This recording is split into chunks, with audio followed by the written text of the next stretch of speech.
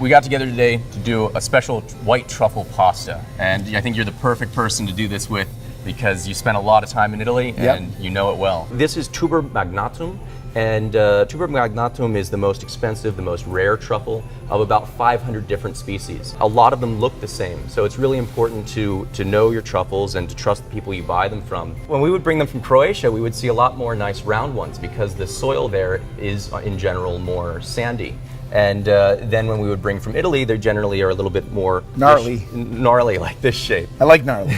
Gnarly's good. And this is what most dry pastas are made out of because it's much drier and much harder wheat flour. So on the other hand, you've got a soft wheat flour, which is your 00. And when you see the term 00, it has to do with the grind. So what they do that's unique in Piemonte is they grate some Parmigiano Reggiano and they put that inside of their dough, which you don't see very common. I'm just gonna get it started mixing like this a little bit, just kind of get the dough kind of mixed up. So here's our dough that we've been kneading. Okay, and so you can see it's got a fair amount of bounce to it, but you want this to rest for a while. So what we would normally do is we'd wrap this up in a little bit of plastic wrap. Okay. And we'd set it aside to rest for about 30 minutes or 40 minutes. This little roller, home roller, that's working okay. If you'll notice that it's not particularly smooth, I don't want it smooth. I want to have a little, we call it ruvida. I want a little bit of texture to it because it'll help the butter and the cheese not stick to it. So don't worry that it is a little bit of rough and doesn't look like a perfect sheet of pasta. That's actually not a bad thing, that's a good thing. And what we're going to do is we're going to cut our pasta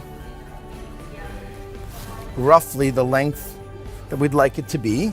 So now we've got it laying on the thin, the guitarra. So you press it in the middle and you get it. You actually roll it out on that. And then you just slowly pull it toward you, and then you play your guitar. Beautiful. Just one perfect portion of pasta. Now we're going to make our little nest.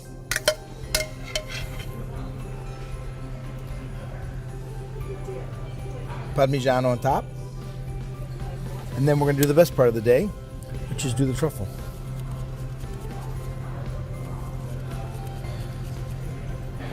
But it's a nice dough, right? It's a nice dough. Fantastic. The butter and the truffle works, everything works beautiful. Great. Well, Paul, thank you so much for joining us today and teaching us how to make this amazing fresh pasta. I learned a few things. I'd never seen one of those in use before. Guitarra, yes. Guitarra. The simplicity of what we chose to do. Anybody can do it at home. It's the best way to do it. And if you want to have something super special, particularly now we're in the holiday season, what better thing than white truffles, right?